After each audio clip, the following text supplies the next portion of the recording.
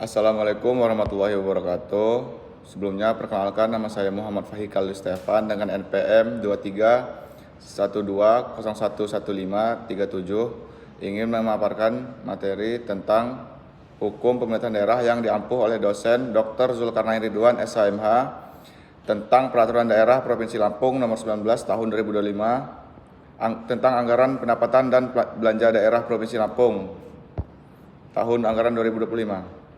Yang pertama, apa urgensi peraturan daerah tersebut bagi pelaksanaan otonomi daerah dan desentralisasi di daerah tersebut? Baik, saya akan menjawabnya, yaitu peraturan daerah Provinsi Lampung nomor 19 tahun 2025 tentang anggaran pendapatan dan belanja daerah atau disingkat APBD tahun anggaran 2025 memiliki urgensi strategis dalam mendukung pelaksanaan otonomi daerah dan desentralisasi di Provinsi Lampung.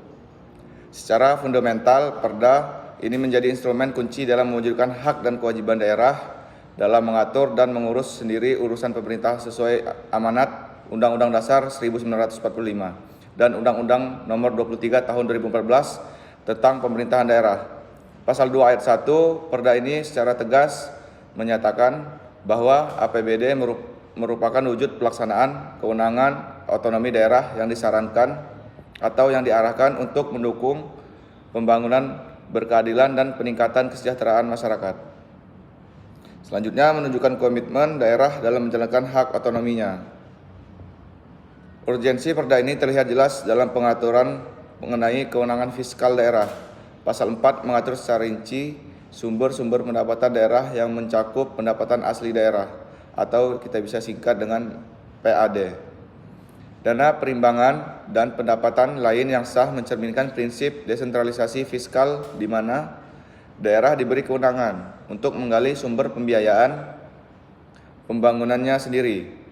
Selanjutnya pada pasal 5 lebih lanjut kita mempertegas prinsip desentralisasi dengan menyatakan bahwa belanja daerah harus dialokasikan untuk melaksanakan urusan wajib dan urusan pilihan berdasarkan kewenangan desentralisasi. Menunjukkan bagaimana daerah secara mandiri menentukan prioritas pembangunannya. Selanjutnya, aspek akuntabilitas sebagai pilar penting otonomi daerah. Aspek ini dijamin melalui pasal 20 yang mewajibkan pelaporan keuangan daerah secara transparan dan akuntabel sesuai dengan standar akuntansi pemerintahan. Terus, mekanisme partisipasi publiknya diatur dalam pasal 10 melalui pasal Musrenbeng atau Musyawarah Perencanaan Pembangunan untuk memperkuat model pemerintahan daerah yang demokratis di mana masyarakat dilibatkan secara aktif dalam pengambilan keputusan anggaran. Kenapa disebut seperti ini? Karena hal ini sejalan dengan semangat desentralisasi yang menekankan pada pendekatan bottom up dalam perancangan pembangunan. Di pasal 3 ayat 3 yang mengatur tentang penentuan prioritas belanja daerah berdasarkan kebutuhan spesifik Provinsi Lampung sebagaimana tercantum dalam RPJMD menunjukkan kemampuan daerah dalam menyusun agenda pembangunannya sesuai karakteristik dan potensi lokal. Kenapa? Karena ini merupakan esensi dari otonomi daerah yang sesungguhnya, di mana daerah tidak hanya melaksanakan instruksi pusat tetapi secara kreatif mengembangkan program-program yang sesuai dengan kondisi daerahnya. Dalam konteks hubungan pusat daerah, pasal 6 tentang pengelolaan dana transfer dari pusat menunjukkan keseimbangan antara desentralisasi fiskal dengan prinsip kesatuan negara, di mana daerah tetap menjalin sinergi dengan pemerintahan pusat dalam kerangka negara kesatuan Republik Indonesia. Dalam pasal 15 juga diatur tentang pengadaan barang atau jasa daerah yang mengacu pada peraturan perundang-undangan untuk menunjukkan bahwa otonomi daerah dilaksanakan dalam koridor sistem nasional yang berlaku. Dengan demikian, Perda APBD Provinsi Lampung tahun 2025 ini tidak hanya menjadi dokumen administrasi belaka, melainkan merupakan manifestasi nyata dari pelaksanaan otonomi daerah dan desentralisasi yang bertanggung jawab. Setiap pasal dalam Perda ini dirancang untuk memperkuat kapasitas daerah dalam mengelola rumah tangganya sendiri, sekaligus menjaga keselarasan dengan kebijakan nasional, menjadikannya sebagai alat yang vital dalam mewujudkan pemerintahan daerah yang mandiri namun tetap berintegrasi dalam dalam bingkai NKRI. Selanjutnya, pertanyaan yang kedua, mengapa peraturan daerah tersebut diperlukan bagi daerah? Dan tinjauan secara filosofis, sosiologis, dan yuridis. Jelaskan bagaimana bagian peraturan daerah yang membantu jawaban Anda. Baik, saya akan menjawab. Pada Peraturan Daerah Provinsi Lampung Nomor 19 Tahun 2025, yaitu tentang Anggaran Pendapatan dan Belanja Daerah, tahun anggaran 2025 memiliki signifikasi mendalam yang perlu dipahami melalui tinjauan filosofis, sosiologis, dan yuridis. Dan perspektif filosofis perda ini merupakan perwujudan nyata dari nilai-nilai Pancasila, khususnya sila kelima, yaitu tentang keadilan sosial.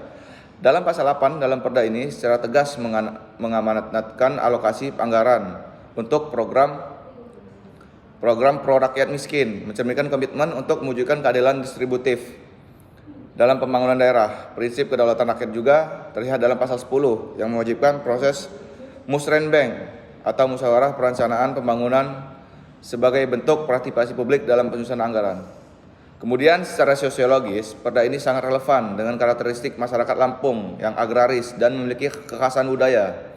Dalam pasal 9 juga mengatur yang dinamakan mengalokasikan dana besar untuk sektor pertanian, menunjukkan responsivitas pemerintah terhadap realistis bahwa 32% penduduk Lampung bergantung pada sektor ini. Demikian pula diatur dalam pasal 17 tentang pengembangan pariwisata budaya seperti Festival Krakatau dan Tapis Lampung yang menjadi ciri khas di daerah Lampung tersebut. Bahwasanya menunjukkan penghargaan terhadap kearifan lokal. Dinamika politik lokal juga tercermin dalam kompromi alokasi anggaran antara wilayah perkotaan dan pedesaan sebagaimana diatur dalam pasal 7 ayat 3. Dari sudut pandang yuridis, keberadaan perda ini merupakan inventif hukum berdasarkan Undang-Undang Nomor 23 Tahun 2014 tentang pemerintahan daerah dan Undang-Undang Nomor 1 Tahun 2022 tentang hubungan keuangan pusat daerah. Pasal 1 perda ini secara eksplisit menyatakan kesesuaiannya dengan hierarki peraturan perundang-undangan yang lebih tinggi. Asas legalitas budgetaire ditegaskan dalam pasal 4 yang menyatakan bahwa setiap pendapatan dan belanja harus memiliki dasar hukum yang sah. Sementara pasal 22 mengatur mekanisme sanksi bagi pelanggaran pengelolaan keuangan daerah, menegaskan prinsip akuntabilitas. Tinjauan yang ketiga ini saling berkelindan, membentuk justifikasi komprehensif tentang keniscayaan perda ini.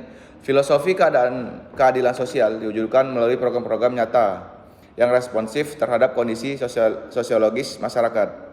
Sementara itu, kerangka yuridis memberikan legitimasi dan kepastian hukum. Seperti diatur dari pasal 2 ayat 2, mungkin menjadi ruh dari seluruh perda ini ketika menyatakan bahwa APBD harus mencerminkan keseimbangan antara pembangunan fisik dan peningkatan kualitas hidup pada daerah Lampung. Dengan demikian, perda ini bukan sekedar dokumen teknis penganggaran, melainkan kontrak sosial yang menjabatani nilai-nilai ideal, realitas masyarakat dan kepatuhan hukum dalam satu kerangka kebijakan holistik. Baik, selanjutnya pada soal yang nomor 3, aturan apa dari peraturan daerah tersebut yang mendukung kemajuan dan kesejahteraan daerah? Jelaskan pasal atau ayat yang dimaksud. Baik, saya akan menjawab.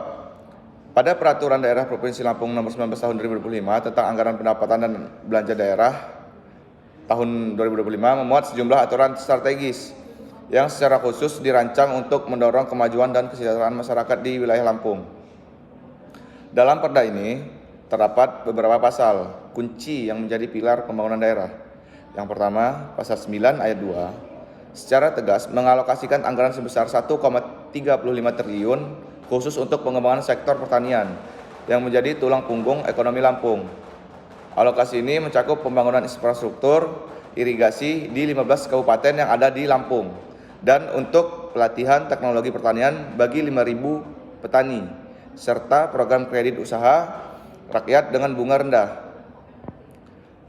Selanjutnya, implementasi pasal ini diharapkan dapat meningkatkan produktivitas komoditas unggulan seperti lada, kopi, dan kelapa sawit. Kedua, pasal 14 kedua, pasal 14 mengamanatkan pengalokasian 5% dari total belanja daerah untuk pemberdayaan UMKM melalui berbagai program komprehensif. Program ini meliputi pendirian pusat pelatihan wirausaha di Bandar Lampung dan di Metro, penyelenggaraan pemasaran produk lokal bersubsidi, serta pengembangan akses pemasaran digital. Dengan anggaran yang cukup besar, pasal ini diharapkan dapat mengikat 1,2 juta pelaku UMKM di Lampung. Selanjutnya, pada aspek infrastruktur, pasal 12 menjadi sangat krusial dengan mengalokasikan dana sebesar 2,1 triliun untuk pembangunan jalan strategis.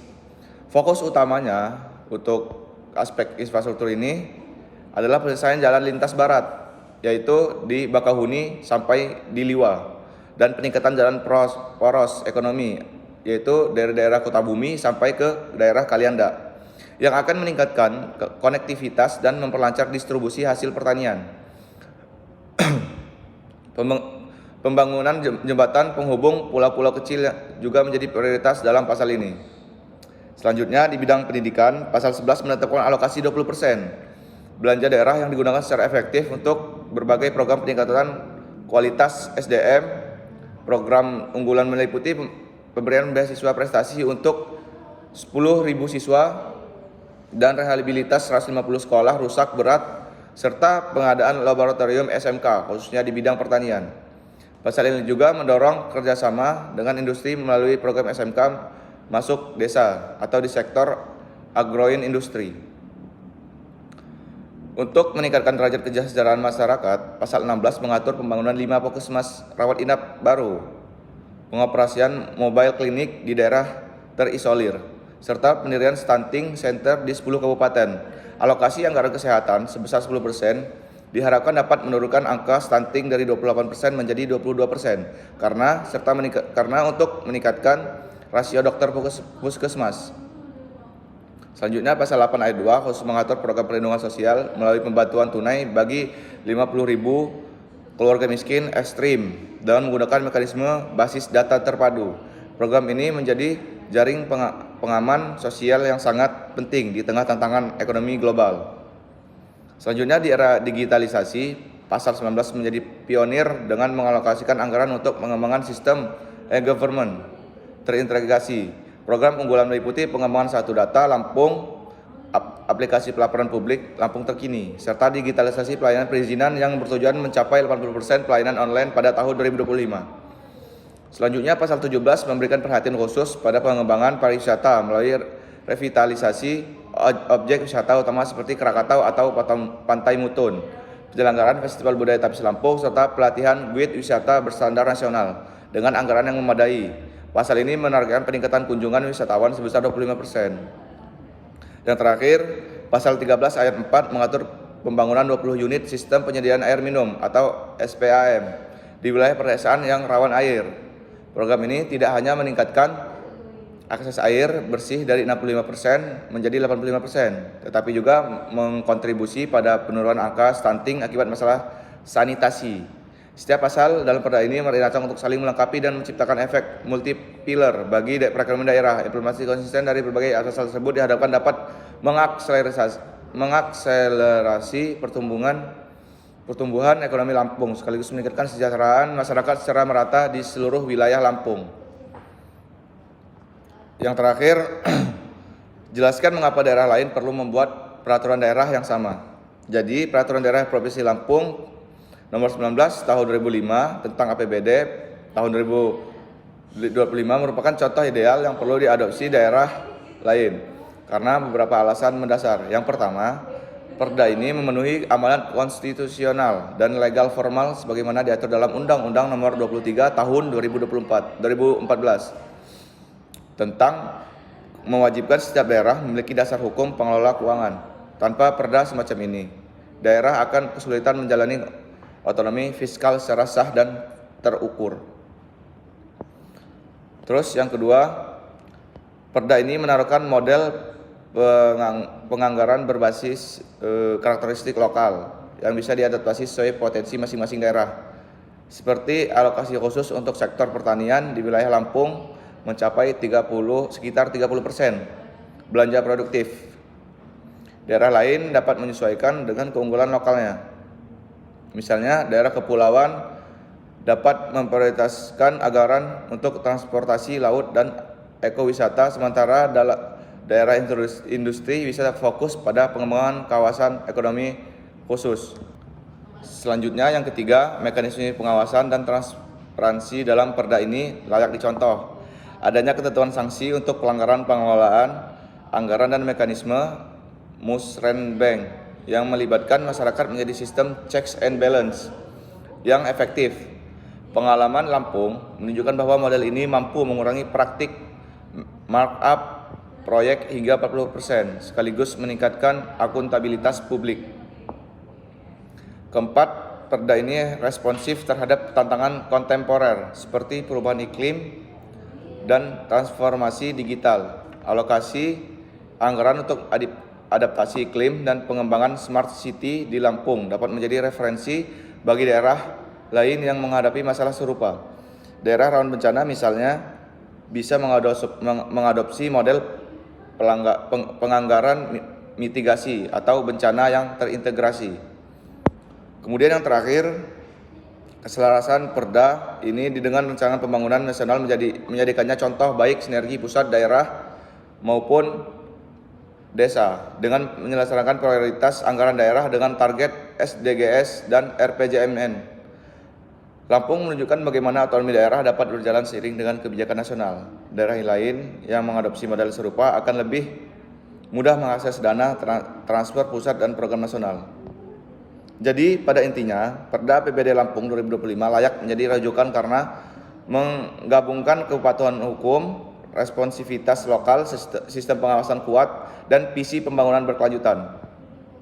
Setiap daerah sebaiknya tidak hanya meniru tetapi mengkontekstualisasikan model ini sesuai karakteristik unik wilayah masing-masing, sehingga otonomi daerah benar-benar menjadi alat untuk mencapai kesejahteraan masyarakat. Sekian yang dapat saya sampaikan, kurang lebihnya saya mohon maaf. Wassalamualaikum warahmatullahi wabarakatuh.